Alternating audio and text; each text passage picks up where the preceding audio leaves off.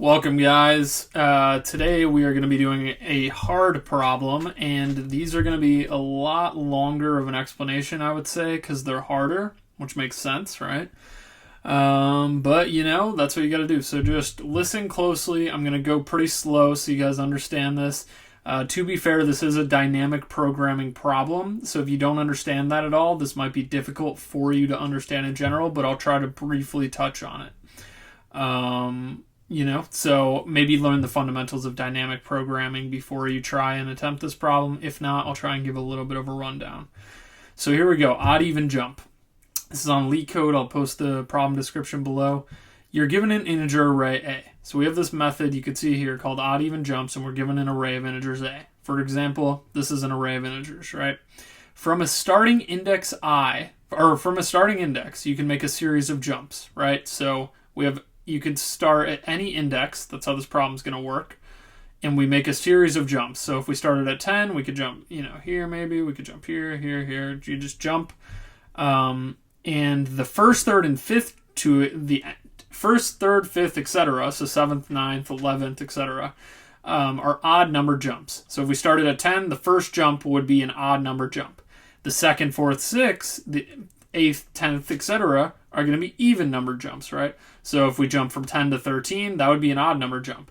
Now the next jump after that would be an even number jump, because that would be we'd go first jump, and then second jump would be even, etc. Now, you can only jump forward, so you can jump from index I to index j, where I is less than j, meaning the index you jump from has to be less than the index you jump to. So we can only jump forward. So you can go from 10, you can move all the ways to the right. From 13, you can move to the right, but you cannot go to the left. So you're always jumping to the right, moving forward. Okay, this is all pretty clear. We have an array of integers, even and odd number jumps. They alternate. The first jump is odd, then it's even, odd, alternating, and we can only jump forward. We understand till this point. Now, during odd number jumps, you jump to an index where a of I is less than or equal to a of j. So you have to jump to a value that is greater than or equal to the value you're currently at. But you have to pick the smallest possible value if there's multiple values greater than or equal to it. So if we're at 10, we have to jump to a value that's greater than or equal to 10, which all of these are greater than or equal to 10, but we have to jump to the smallest possible value. So 12 would be in this case. Now, if there are multiple indexes, you can only jump to the smallest index. Okay, so for example, if there was another 12 right here, and another 12 right here, so let's say there were 3 12s in this case, and we start at 10, what would we jump to? We have to jump to a greater value. We have to jump forward, greater than or equal to value. We have to jump forward. And it looks like the smallest value too. So we have to jump to 12. But there's 3 12s, so we pick the smallest index. So that would be this 12, the first 12 we see. Okay, that's pretty clear. So that's an odd number jump. You jump forward, array of integers, and it's the smallest value that's greater than or equal to. Even number jumps, you jump to the index that is less than or equal to, and it is the largest possible value. So if we're at 12, we can jump to less than or equal to, well, let's pick 13. 13, there's 2 values, but we can only go to the right. We're only jumping forward. So if we're at 13, we're jumping forward, and we have to jump to a value that is less than or equal to 13. Okay, well, 12 is less than or equal to 13 once again. To the index that's smaller, but the largest of the smallest. Okay, so for example, if we had a 11 here, and we're at 13, we have to jump to a value smaller than or equal to 13, but as large as it can be. So we'd pick 12, and there's 3 12s. When there's multiple cases, you hit the smallest index. Okay, so the first 12 we would choose. Hopefully this makes sense. So evens, you go smaller, odds, you go larger than or equal to. And there's the rules for if there's multiple of the values and whatever. So just keep these rules in mind, right? Sometimes there are no legal jumps. In that case, we just stop. So let's go back to our main example here. A starting, and here's the last thing to keep in mind. This is how we solve the problem. A starting index is good if from that starting index you can reach the end of the array by jumping some number of times, possibly 0 or more than once. Return the number of good starting indexes. Okay, so here's some things they don't explain. You can start at any index. So this is a starting index. We could start here, we could start here, we could start here, we could start here, right? And the starting index is good if you can reach the end of the array with 0 or more jumps. So if we're starting here, that's already 1, we're at the end. So that's 1 automatically. We have 1 good starting index if you pick the last element in the array every single time, because you're already at the end of the array. Okay, so that's not very clear that you could start at any index, but you can. So we start here, that's 1 automatically. If we start here, and the odd number jump is the first jump, well, we could, from 14, we could jump higher, because odd number jumps, you jump higher. So we just jumped to 15, right? That's 1 jump, and that's another good starting index. So now we have 2, because this is a good one. This is also a good one. Now, if this was 16, this would not be a good starting index, because on odd number jumps, you have to jump higher. I hope I said that correctly. But this is a lower value, so you can't jump to it, and you're basically screwed. So this would count as 1. This would not count. Okay, let's go back to the original example here. I think I've laid out this problem pretty well so far. Now, from starting index I equals 0, we can jump. Now, let's go through some examples. Let's go through some of these examples really quick so we can see. From starting index 0, so it's checking all of the... We're just going to go through. So here's starting index 0. From 10... the first jump, you could jump higher, right? Well, what's higher than 10? In the smallest of the higher ones, right? That's what it says. The smallest possible value that's higher than or equal to 10. So that's 12. So we jump to 12, right? And then we have to jump lower than 12 now, and we can only go forward. You can't do that. So we're ending. That's not going to make it to the end of the array. That doesn't count as a good index. That doesn't count as a good starting index. So there's 1 if we started at 10. If we start at 13, so let's go from starting index 1 and 2. So 13, you have to jump to a greater one at first. So you can pick any of these, but it has to be the smallest of anything greater than or equal to. So 14 is the smallest that is greater than or equal to 13. And then from 14, you have to go lower, and you can't go lower when you go to the right. So that's it. If we started at 12, we have to go higher at first. You go to 14, then you have to go lower. Can't do it. So then 14 we already did, and 15 we already did. That's a whole example there. Now, I might have to edit this video because it is, like I said, this is a long explanation, but hopefully I made that clear. I think you guys get it now. Odd indexes, you have to go to greater than or equal to values. Even, you have to go to lower values. Guys, so I'm certainly going to have to edit this video since it's so long, but since I have to do that anyway, I thought I'd just stop. I'd look up something to explain dynamic programming and the idea really quick for anyone who doesn't know. So basically, dynamic programming uses memory to speed up our algorithms usually, and we use it almost in all cases when we're repetitively solving problems when it's unnecessary. So for example, we see in a factorial, this is a really basic example of dynamic programming. We see that we all know what it is. It's 4 times 3 times 2 times 1. 4 factorial is all the numbers from 1 to the number multiplied, right? So here's the thing. Why wouldn't we just do this? Why wouldn't we, for huge numbers, we can speed up our algorithm by using memory to just access an answer. Why would we calculate 1 times 2 times 3 times 4 when we've already calculated 1 times 2 times 3? Let's say that we've calculated, we're calculating all the factorials from 1 to 1,000. If we've already made a calculation, why don't we just store it and then we have it, later? So, for example, we have 4 factorial. We compute that here. It's 24, right? How about we store that in an array, and then when we do 6 factorial, we just do 6 times 5 times 24. So that's the whole point of it, is you use memory as a trade-off for time, because when you store these problems, then we can just access them. and use the answers to those to solve the newer problem, right? It's a lot faster. That's just basically dynamic programming. I'd recommend looking it up a lot more. Like I said, this problem is, a little bit more advanced. It's not as easy as the factorial. Maybe try some of those ones out before. In this case, we're doing repetitive problem solving, right? So, for example, we are solving, when we get to a certain number, it's either going to be it's going to be a good index to get to the end, or it's not, right? And we know, for example, in this case, this guy explains it really well here. We have this array 5, 1, 3, 4, 2. We know the last index is automatically a good index because we're at the end. Now, 4, right? 4 cannot get to 2 because it has to go higher at first. But now let's save that answer.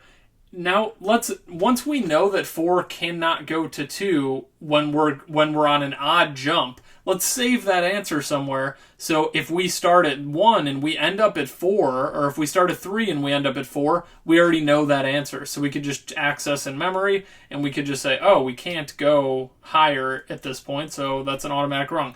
Now the hard part about this is we need to approach it a little bit differently when it comes to dynamic programming, because we're not playing with one thing here. We're playing with odds and evens and going higher and lower as well. So instead of just one array for the memory for dynamic programming, we need to keep track of the higher and lower values, and whether we can go.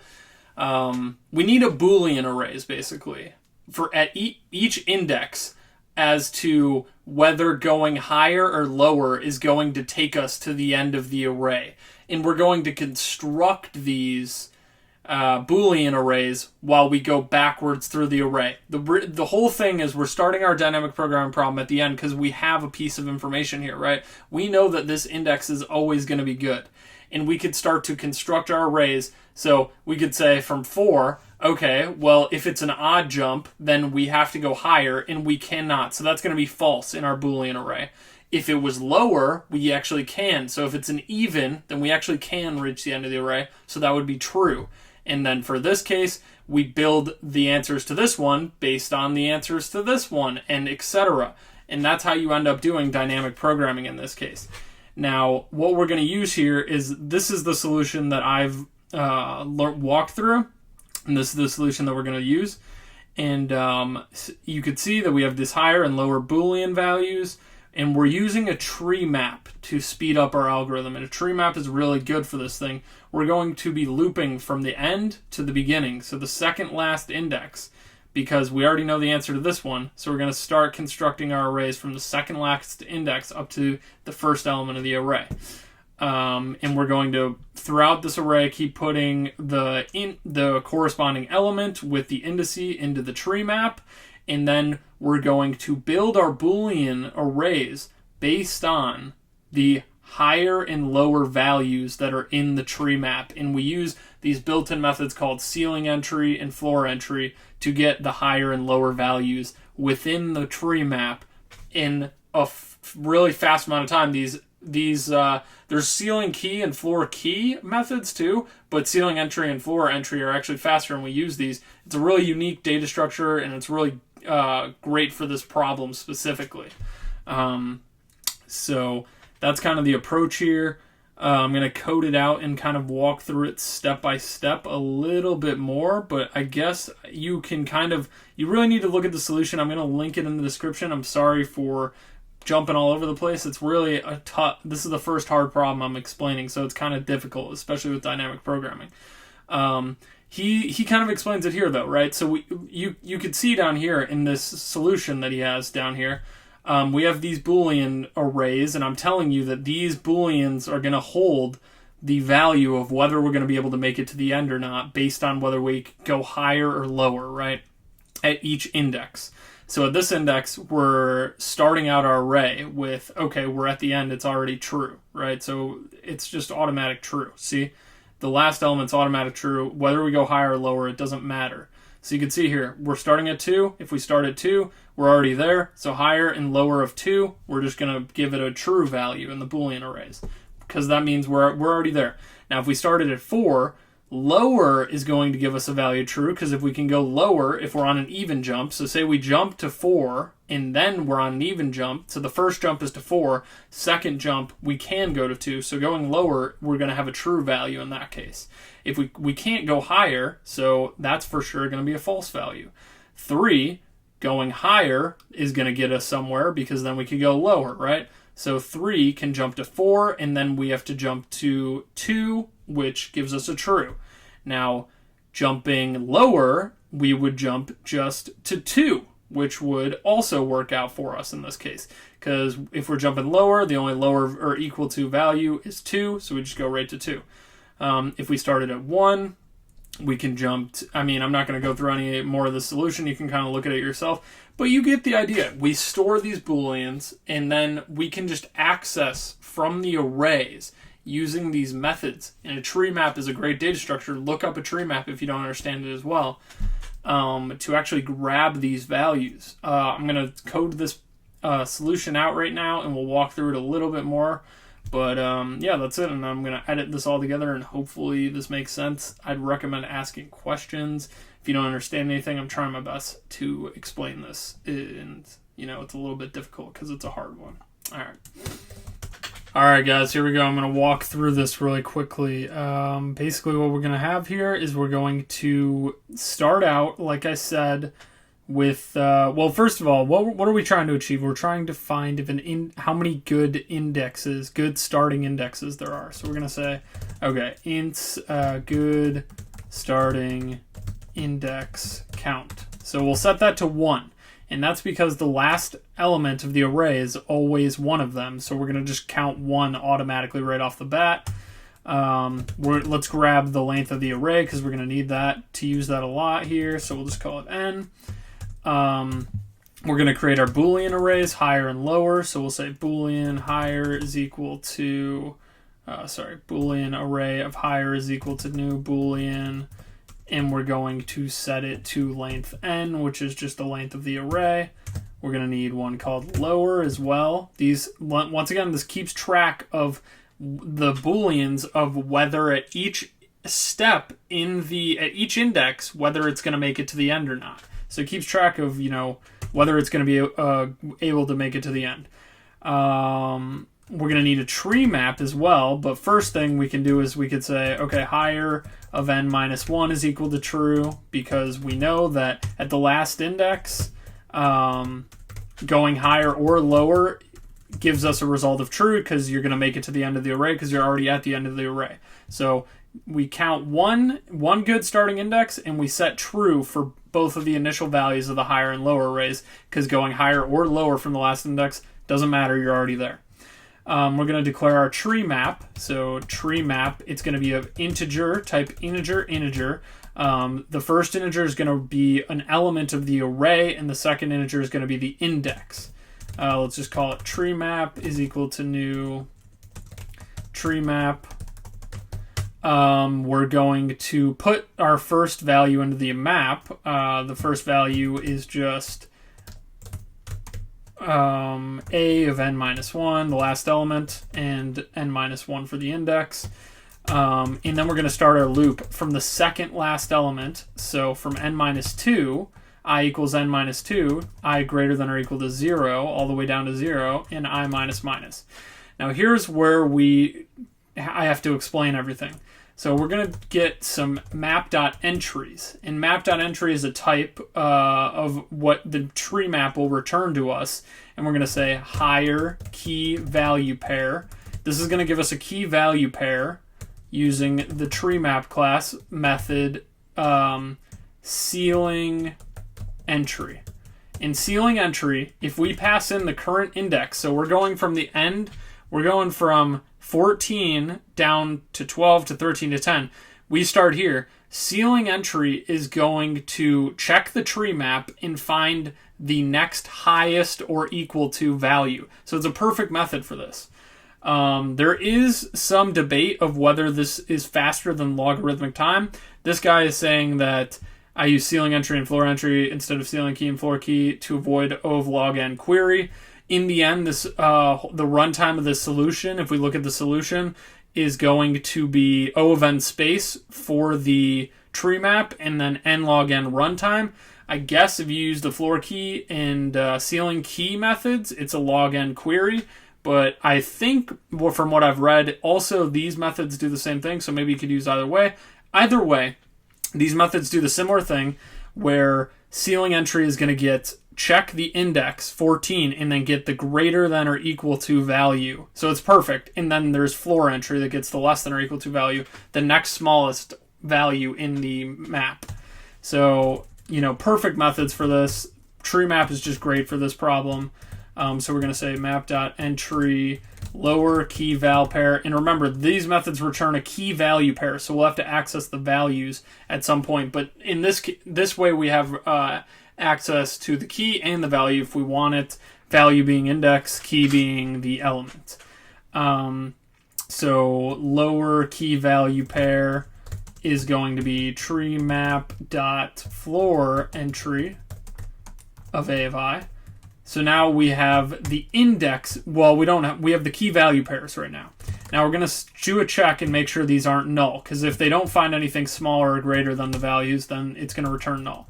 So we do these checks really quick, and then after this is where we do our calculations. Now, this is where we do it. We have these Boolean arrays to measure this, what at a certain index in this loop, is it going to be possible to get to the end? And we're going to calculate that based on the previous things. So we're going to say, okay, higher of I is equal to lower of typecasted to int higher key value pair dot get value. So you use dot get value to get the value from the key value pair.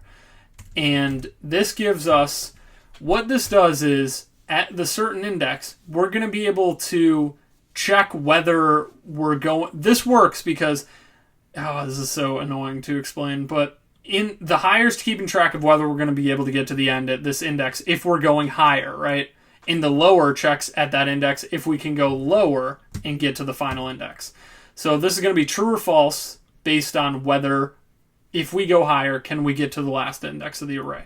Well, to calculate that, we're setting it equal to lower, the Boolean array lower, so of the higher value. So we get we look for the higher value in the array. So at 14 we find 15, and we get the index for 15, which is n-1, which is the last element of the array. And then we say, okay, is lower of the last element of the array, is lower of that index true? And in this case, it is true because it's already set. And that means higher is true. So at 14, if you go higher, that is true. That should make sense if you think about it hard enough. We check for the index of the higher value, pass it into the lower array, and that will calculate the value for us of the current position and higher. And we do just the vice versa on lower. So we do higher of typecast as int of lower key val pair dot get value. I think I'm explaining it pretty well. And once you have this, then we're filling up the entire array, right? But we need to keep adding things to map because we're retrieving values at each iteration for map as well. So each iteration, we're also doing this. Tree map dot put the current element as well as the index. Now, this is almost complete. This is the whole thing. But here's what we have to return. We have to return how many good starting indexes there are. So that's what we're going to be returning. So how do we increment that? Here's the final thing. We increment that if higher of I is true. So if higher of I, we have found a good starting index. And that is because at each iteration, we're pretending that this while we go backwards, we're going to pretend, okay, well, we're not pretending, we're going to check, is it possible to go higher, meaning the odd jump, the first jump. That means that if this is true, the first jump, the odd number jump from that point is going to get us to the end of the array. And in that case, that's where we're starting out at. That's the whole problem. We're going to increment the good starting index count, because if we're at this index and we can go higher and get to the end, that's good. If we're at this index and we can go higher and somehow end up at the end, that counts. This index, that counts. The whole point is that the first jump is odd, so you have to go higher. So if you can go higher and get to the end from that point, that means it's a good starting index count. I think I explained this just about as well as I could. Hopefully, there you go. It runs. It's successful. Only thing I'm a little iffy about is that thing I saw in the solution where the dude said that you can avoid a log-n query by using ceiling floor and ceiling entry. I would recommend checking out this other solution where it's just they have the solution in here. They do the same thing. Everyone's kind of doing the same thing here. He uses lower key and higher key. So, whatever you want to do, you can do it. But I think I explained it. The main idea is just these things. You're filling up a Boolean array of whether if at a certain index you're looping through backwards, you're storing values, and you're saying, if I go higher, can I get to the end? If I go lower, can I get to the end? And you're saying true or false based on that. And you're checking, but to do that, you're checking, can I go higher? Well, let me check the higher value index if that in the lower array. Because what you're going to say, if you can go lower, after you go higher, if you can go lower and get to the end, then that's good. So you have to check that. You have to check the lower. And for lower, if you go lower, then you have to check if you can go higher and get to the end. This has the value, the Boolean value of whether if you go lower, can you get to the end. So that's the whole thing. Let me know what you guys think. Let me know if you have any questions. I'm trying to explain it. I think I did a good job. I went through all examples. I went through all the code. I walked through this guy. He has like a great solution, 11K, 150 upvotes. I think he's a smart dude. I see him posting the things all the time. So I went off of his solution. And I'm not an expert at tree maps by any means. I've used them in interviews before. And, this just happened to be one of the cases where these methods come in handy really well. So keep that in mind. Tree maps do come up in interviews. Let me know if you have any questions about this problem. And I thank you guys for watching. So hopefully you enjoy. And I'll see you guys next time.